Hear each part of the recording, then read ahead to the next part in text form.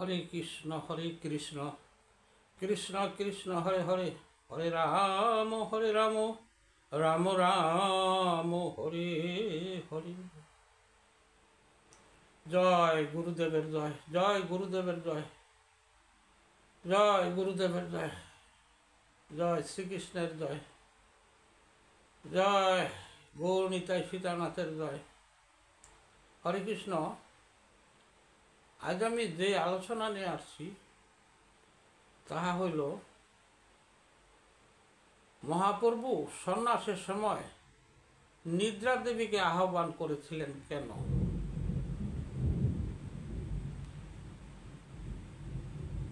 এই আহ্বান করার উদ্দেশ্যই তার,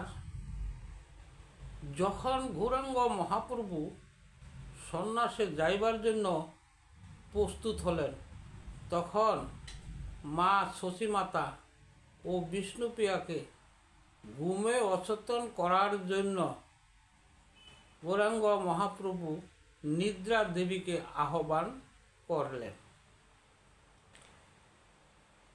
এই নিদ্রা দেবীর আহ্বান করার একমাত্র উদ্দেশ্য এটা। কিন্তু নিদ্রা দেবী কে আগে আমাদের জানতে হবে। এই নিদ্রা দেবী ছিল যমরাজের কন্যা। তাই এই নিদ্রা দেবীকে ডাকানো হয়েছিল। একমাত্র মানুষের চোখে এই যে নিদ্রা জিনিসটা যে আসে, একমাত্র নিদ্রা দেবীর সাহায্যেই মানুষের নিদ্রা হয় এবং অচেতন হয়। তখন নিদ্রা দেবীকে আহ্বান করা হয়েছে এই জন্যই। তবে নিদ্রা দেবী তখন তাকে আহ্বান করার সময় পরে বলছে, প্রভু আমাকে কেন আহ্বান করছেন, তা আমাকে আদেশ করেন। তখন এই প্রভু বলছে যে, তুমি বলছে যে আমি সন্ন্যাসে যাব, এখন আমার এই মা শশীমাতা ও বিষ্ণুপ্রিয়াকে যদি এই ঘুমে অচেতন না করি, তারা যদি জাগ্রত থাকে, তাহা হইলে আমার সন্ন্যাসে যাওয়া হবে না। আর সন্ন্যাসে যাওয়া যদি না হয়, এই জীবকে আমি উদ্ধার করব কিভাবে।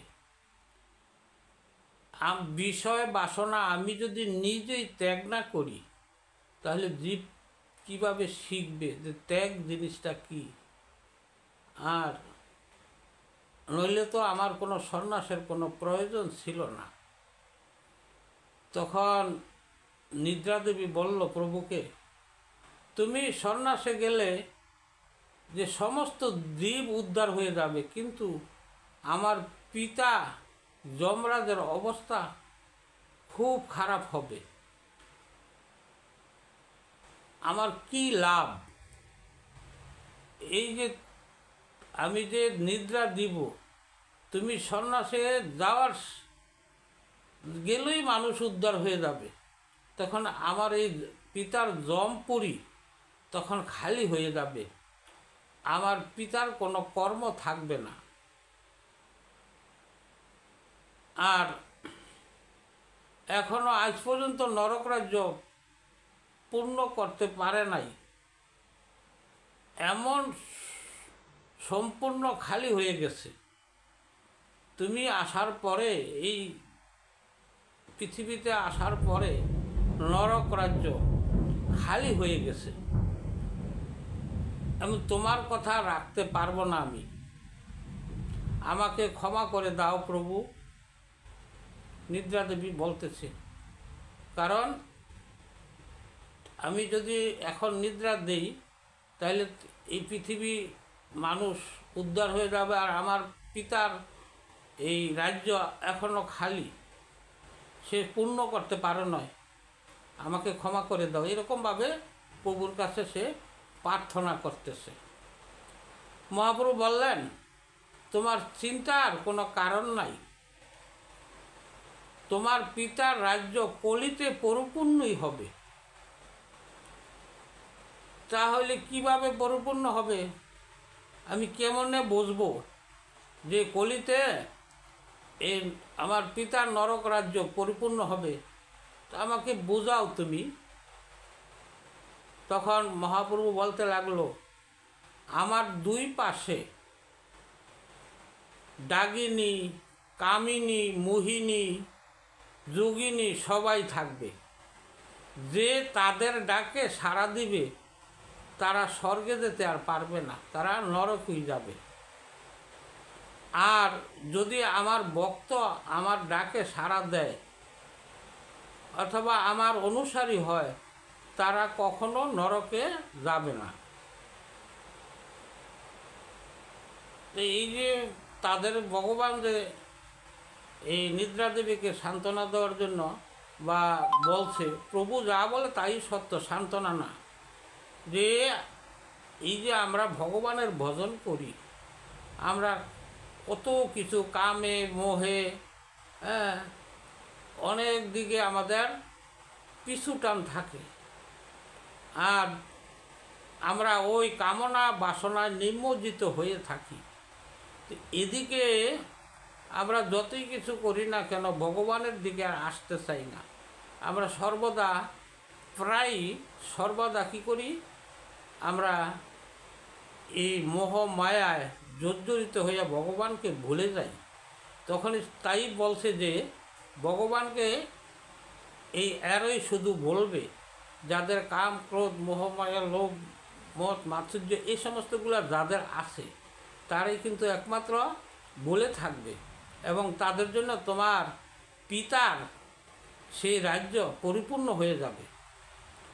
তখন আর বলছে যে আমার ভক্ত যারা আছে, যে আমার ডাকে যারা সাড়া দেয়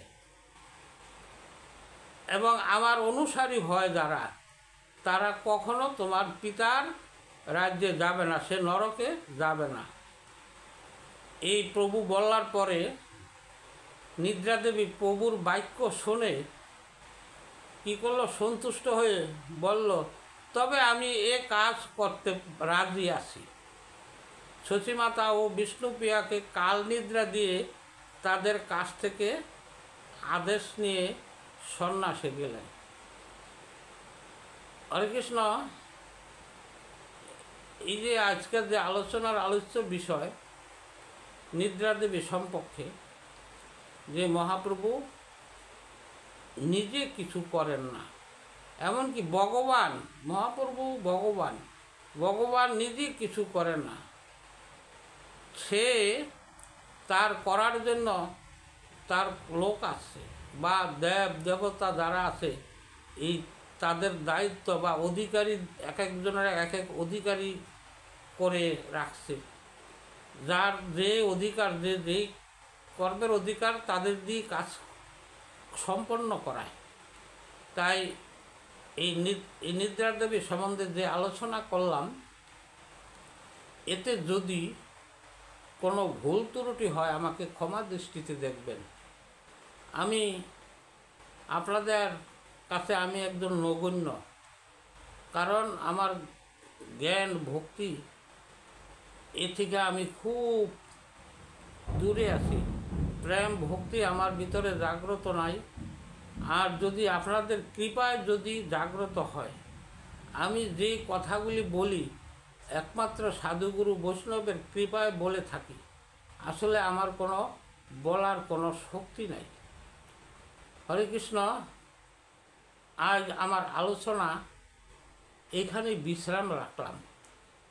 হরে কৃষ্ণ কৃষ্ণ কৃষ্ণ হরে হরে, হরে রাম রাম রাম হরে হরে। জয় সাধুগুরু বৈষ্ণবের জয়, জয় কৃষ্ণ ভক্তের জয়, জয় গৌর ভক্তের জয়, জয় নিতাই ভক্তের জয়, জয় সর্বজীবের জয়।